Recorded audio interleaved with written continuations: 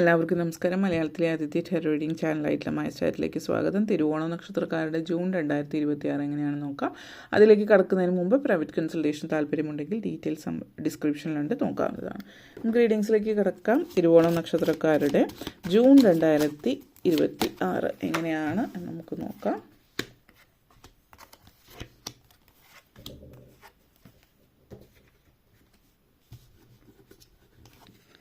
Nine of Acorns, Six of Acorns, Six of Shells, Chariot energy, Three of Acorns, Love energy. നിങ്ങളെ സംബന്ധിച്ചിടത്തോളം ആദ്യം തന്നെ 9 of Acorns and 3 of Acorns energy connections ആണ്. അപ്പോൾ ജീവിതത്തിൽ ഒത്തിരി ഉയർച്ച ഉണ്ടാകുന്ന ഒരു സമയത്തിലേക്കാണ് നിങ്ങൾ പോയിക്കൊണ്ടിരിക്കുന്നത് എന്നുള്ളത് കൂടിയിട്ടാണ് ഇത് സൂചിപ്പിക്കുന്നത്. അപ്പോൾ ആദ്യം തന്നെ 9 of Acorns പാന്തർ എനർജിയാണ്. സോ പാന്തർ എനർജി എന്ന് പറയുന്നത് പെർസീവറൻസ് ആണ്. വളരെയധികം എന്താ പറയുക, സ്ഥിരതയോട് കൂടിയിട്ട് വളരെയധികം ശക്തമായിട്ട് ജീവിതത്തിൽ മുന്നോട്ടേക്ക് പോകുന്ന ഒരു എനർജിയാണ്.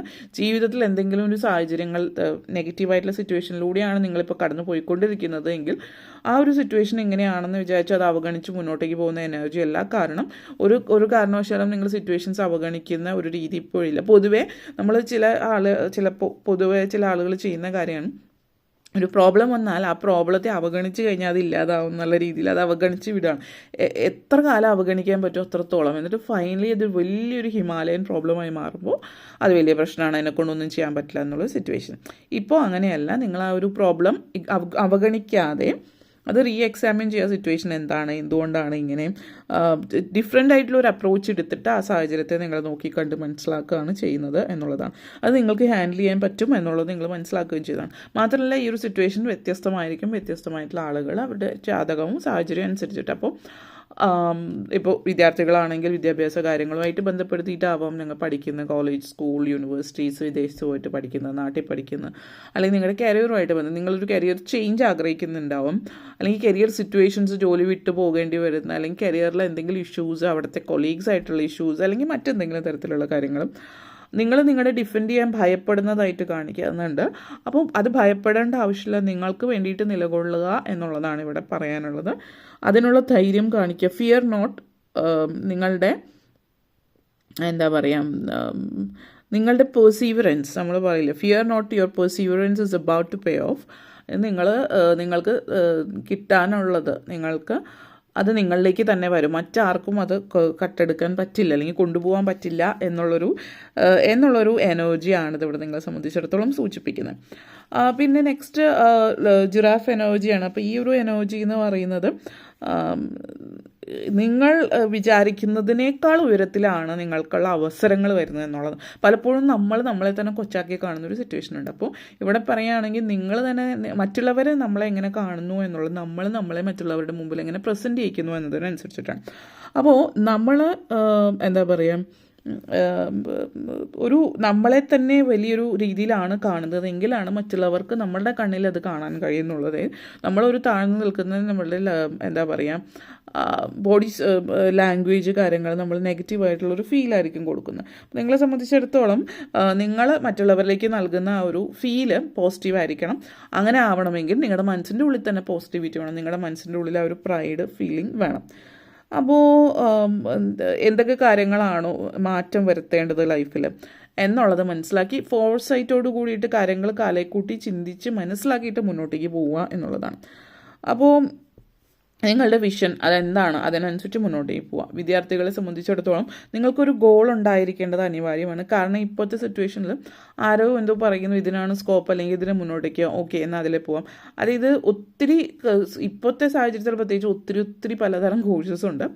അപ്പോൾ അതൊരു പണ്ടത്തെ പോലെ ഇഷ്ടമുള്ള ഒരു കോഴ്സ് എടുക്കുന്നതിനേക്കാൾ കൂടുതൽ ഒത്തിരി മാർക്കറ്റിങ്സ് ഉണ്ട്.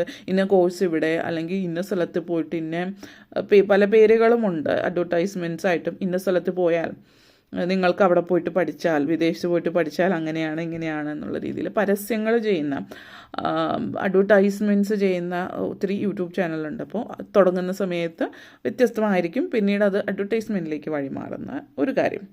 അതായത് നമുക്ക് പൂർണ്ണമായിട്ട് 100% ഉറപ്പില്ലാത്ത രീതിയായിരിക്കും. പക്ഷേ എന്നിരുന്നാലും പൈസ സാമ്പത്തികമുള്ളത് കൊണ്ട് പല അഡ്വർടൈസ്മെൻറ്റും ചെയ്യുന്ന രീതി. അപ്പോൾ നിങ്ങൾ കൺഫ്യൂസ്ഡ് ആണ് എങ്കിൽ നിങ്ങൾക്ക് എന്താണ് വേണ്ടത്, നിങ്ങളുടെ ഇൻട്രസ്റ്റ് എന്താണ്, നിങ്ങളുടെ ആഗ്രഹം എന്താണെന്ന് നിങ്ങൾ ഇങ്ങനെയുള്ള അഡ്വർടൈസ്മെൻറ്റ് നോക്കാതെ നിങ്ങളെ നോക്കാൻ ശ്രമിക്കുക. കാരണം പലരും ഇത് കണ്ടിട്ടാണ് പോകുന്നത്, അല്ലാണ്ട് സ്വന്തം ഇഷ്ടത്തിനല്ല. അപ്പോൾ അത് പ്രത്യേകം ചിന്തിക്കുക. ചുറ്റുമുള്ള സിറ്റുവേഷൻസ് എന്താണെന്ന് മനസ്സിലാക്കുക. ഓക്കെ. അതേപോലെ 6 ഓഫ് ഏക്കോൺസ് ആൻഡ് ചാരിയറ്റ് എനർജിയാണ്. അപ്പോൾ നിങ്ങളെ സംബന്ധിച്ചിടത്തോളം ഈ ഒരു സമയം എന്ന് പറയുന്നത് എൽക്ക് എനർജിയാണ്. അത് ഓണർ ആൻഡ് നൊബിലിറ്റിയാണ് സൂചിപ്പിക്കുന്നത്. അതായത് നിങ്ങളുടെ പാത എന്താണോ അതിനനുസരിച്ച് മുന്നോട്ടേക്ക് പോകുക. അതിപ്പോൾ കരിയർ ആണെങ്കിലും എഡ്യൂക്കേഷനാണ്. കാരണം ഇവിടുത്തെ ഒരു എനർജിയിൽ ഒരു കരിയർ ചേഞ്ച് കാണിക്കുന്നുണ്ട്. അപ്പോൾ നിങ്ങളിപ്പോൾ ചെയ്യുന്ന ജോലി ചിലപ്പോൾ നിങ്ങൾ എഞ്ചിനീയറിംഗ് പഠിച്ചിട്ടുള്ള ഒരു വ്യക്തിയായിരിക്കും, പക്ഷേ നിങ്ങൾ വേറെ എന്തെങ്കിലും ഒരു ജോലിയായിരിക്കും ചെയ്യുന്നത്. എഞ്ചിനീയറിംഗുമായിട്ട് ഒരു തരത്തിൽ ബന്ധപ്പെട്ട ഒരു ജോലിയെ ആയിരിക്കില്ല നിങ്ങൾ ചെയ്യുന്നത്. അപ്പോൾ നിങ്ങളെ സംബന്ധിച്ചിടത്തോളം നിങ്ങൾക്ക് ആ ഒരു കോൺഫിഡൻസ് ഉണ്ടാവില്ല. ഇനി ആ ഒരു ജോലിക്ക് ശ്രമിച്ചാൽ ചിലപ്പോൾ കിട്ടില്ല. അപ്പോൾ ഇപ്പോൾ എന്താണോ അത് തന്നെ കണ്ടിന്യൂ ചെയ്ത്, കാരണം ഇപ്പോൾ അതിലൊരു എക്സ്പീരിയൻസ് ആയി, അത് കണ്ടിന്യൂ ചെയ്ത് പോകുന്ന ഒരു രീതിയാണ്. അതിനർത്ഥം നിങ്ങളിപ്പോൾ പോയിട്ട് എഞ്ചിനീയറിംഗ് ജോലിക്ക് പോകണം എന്നുള്ളതല്ല. നിങ്ങളുടെ ഉള്ളിൽ അതിലേക്ക് തന്നെ ഇപ്പോൾ ഉള്ളതിൽ ചിലപ്പോൾ ചില ആളുകൾ എഞ്ചിനീയറിംഗ് പഠിച്ചിട്ടുണ്ടാകും, പക്ഷേ വേറെ ഫീൽഡ് ചെയ്യുമ്പോൾ അവർക്ക് മനസ്സിലാവും അതായിരുന്നു ആക്ച്വലി അവരുടെ ഫീൽഡ് എന്നുള്ളത്.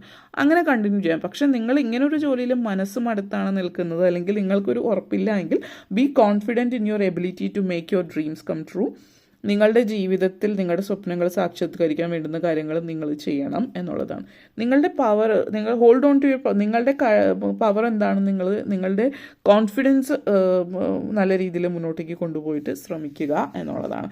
കാരണം ഇപ്പോഴത്തെ ഒരു ടൈം എന്ന് പറഞ്ഞാൽ സക്സസ് ആണ്, വിക്ടറിയാണ്. അപ്പോൾ പ്രത്യേകിച്ച് ഇന്നൊരു ജോലി ചെയ്യുന്ന ഒരു വ്യക്തി, അതായത് സാഹചര്യവശാൽ നിങ്ങൾ ഇന്നൊരു ക്വാളിഫിക്കേഷനുണ്ട്, പക്ഷെ നിങ്ങൾ ചെയ്യുന്ന ജോലി മറ്റെന്തോ ആണ്. നല്ല ജോലി ആയിരിക്കാം, ചിലപ്പോൾ നല്ല സാമ്പത്തികം ഉണ്ടാവും, പക്ഷെ നിങ്ങളുടെ ഉള്ളിൽ എപ്പോഴും ഇതാണ് ഞാൻ പഠിച്ചത്, ഇതാണ് എന്നുള്ളൊരു ചിന്ത ഉണ്ടാവും. അപ്പോൾ ആ ഒരു ചിന്ത നിങ്ങൾ മാറ്റിവെക്കുകയും നിങ്ങൾ എന്നുള്ളൊരു അതായത് നെഗറ്റീവ് ഫീലിംഗ് മാറ്റി വെച്ചിട്ട് നിങ്ങൾ ശ്രമിക്കുക. അതിന് പറ്റിയൊരു സമയമാണ് ഇത്. ചാരിയറ്റ് എനർജിയാണ്, ഡിറ്റർമിനേഷൻ, റൈനോസറസ് എനർജിയാണ്. വളരെയധികം ഡിസിപ്ലിനോടും ഡിറ്റർമിനേഷനും കൂടി നിങ്ങളിപ്പോൾ ശ്രമിച്ചാൽ തീർച്ചയായിട്ടും നിങ്ങൾ എന്താണ് പഠിച്ചത് അതുമായിട്ട് ബന്ധപ്പെടുത്തിയിട്ടുള്ള ജോലി കിട്ടാനുള്ള സാധ്യത വളരെയധികം കൂടുതലായിട്ട് കാണിക്കുന്നുണ്ട്. അങ്ങനെ മനസ്സിലുള്ളവരുടെ കാര്യമായിട്ട് പറഞ്ഞേ, എല്ലാവരും അതിലേക്ക് പോകണമെന്നില്ല. അപ്പോൾ നിങ്ങളുടെ ഒരു സ്ട്രോങ് ആയിട്ട് ഫീൽ ചെയ്യുന്നുണ്ട് എങ്കിൽ എന്ന് മാത്രം. അപ്പോൾ അതിന് പറ്റിയ സമയമാണ്, ഒരു ജോബ് ചേഞ്ചിന് പറ്റിയ സമയമാണ്. ഇപ്പോൾ ഒരു ചേഞ്ച്, ഒരു മാറ്റത്തിൻ്റെ സമയം കൂടിയിട്ടാണെന്നുള്ളത് സൂചിപ്പിക്കുന്നുണ്ട്. അതേപോലെ lovers and 6 of acorns energy connections ആണ്. അപ്പോൾ ഇവിടെ പറയാനുള്ള മറ്റൊരു കാര്യം എന്ന് വെച്ചാൽ എന്താണ് ഈ ഒരു എനർജി, ലവേഴ്സ് എനർജി എന്ന് പറഞ്ഞാൽ ഇപ്പോൾ നിങ്ങൾ പ്രണയത്തിലായിരിക്കും. ഇപ്പോൾ നിങ്ങളുടെ പാർട്ട്ണർ, നിങ്ങൾ പ്രണയിക്കുന്ന വ്യക്തി കമ്മിറ്റഡ് ആവാൻ താല്പര്യം കാണിക്കുന്നുണ്ടാവില്ല ഒരു പക്ഷേ. കാരണം ആ വ്യക്തിയുടെ ലൈഫിൽ ചിലപ്പോൾ എന്തെങ്കിലും സിറ്റുവേഷൻസ് ഉണ്ടായിരിക്കാം. അപ്പോൾ പ്രണയമുണ്ടെങ്കിൽ കൂടിയും ഒരു വിശ്വാസക്കുറവ് എവിടെയോ, അത് നിങ്ങളോടുള്ള ഒരു വിശ്വാസക്കുറവിനേക്കാൾ കൂടുതൽ ആ വ്യക്തിയുടെ ജീവിതത്തിലുണ്ടായ ബാഡ് എക്സ്പീരിയൻസ് മൂലം ആ ഒരു സ്റ്റാഗ്നേഷൻ നിൽക്കുന്നുണ്ട്. അതുകൊണ്ട് തന്നെ അവിടെ തന്നെ നിൽക്കുകയാണ്, മുന്നോട്ടേക്ക് പോകാൻ ആഗ്രഹിക്കുന്ന ഒരു വിവാഹകാര്യം പറയുമ്പോൾ ചിലപ്പോൾ അത് നാളെ പിന്നെ, അല്ലെങ്കിൽ അതിലേക്കൊരു ഉറപ്പില്ലാത്തൊരു കൺഫ്യൂഷൻ കാണിക്കുന്നുണ്ട്. അപ്പോൾ നല്ല രീതിയിലുള്ളൊരു കമ്മ്യൂണിക്കേഷൻ ഇവിടെ വളരെ അധികം അനിവാര്യമാണ് എന്നുള്ളതാണ് സൂചിപ്പിക്കുന്നത്. അതേപോലെ ഓൾറെഡി വിവാഹിതരായിട്ടുള്ള ആളുകളാണെങ്കിൽ കമ്മ്യൂണിക്കേഷനാണ്. പ്രണയം അല്ലെങ്കിൽ റിലേഷൻഷിപ്പ്, ഹസ്ബൻഡ് വൈഫ്, ആ ഒരു അങ്ങനെയുള്ള ബന്ധത്തിൽ, ഇൻറ്റിമേറ്റ് റിലേഷൻഷിപ്പിൽ കമ്മ്യൂണിക്കേഷൻ, തുറന്ന് സംസാരിക്കേണ്ടത് വളരെയധികം പ്രാധാന്യമുള്ളൊരു കാര്യമാണ്. പിന്നെ ചില ആളുകൾ അഫെക്ഷനേറ്റ് ആവാൻ, അതായത് അല്ലെങ്കിൽ ഒരു ഐ ലവ് യു തുറന്ന് പറയാനോ അല്ലെങ്കിൽ അഫെക്ഷനേറ്റ് ആയിട്ട് പെരുമാറുന്നത് ഓവർ സോഫ്റ്റ്, അതൊക്കെ പ്രഹസനമാണ്, അല്ലെങ്കിൽ പൈങ്കിളി എന്നുള്ള ചിന്തയിലൊക്കെ ചിന്തിക്കുന്നവരുണ്ടാവും. അത് എല്ലാവരുടെ മുമ്പിലിരുന്ന് പ്രദർശിപ്പിക്കുന്ന ഒരു കാര്യം എന്നുള്ള രീതിയിലല്ല, നിങ്ങൾ രണ്ടുപേരും മാത്രമുള്ള രീതിയിൽ നിങ്ങളുടേതായിട്ടുള്ള വൾണറബിലിറ്റീസ് മറ്റേ ആളുടെ മുമ്പിൽ തുറന്ന് കാണിക്കാൻ നിങ്ങൾക്ക് പറ്റുന്നില്ല എങ്കിൽ ആ റിലേഷൻഷിപ്പിൻ്റെ ഒരു ട്രൂത്ത്ഫുൾനെസ് ഇല്ല എന്നുള്ളതാണ്. അപ്പോൾ തുറന്ന് സംസാരിക്കുക, എങ്ങനെയാണ് മറ്റേ ആളുടെ ഫീലിങ്സ് കണക്ട് ചെയ്യാൻ ശ്രമിക്കുക. ഓക്കെ. അതേപോലെ തന്നെ 6 ഓഫ് ഷെൽസ് ആൻഡ് 3 ഓഫ് ഏക്കോൺസ് എനർജിയാണ്.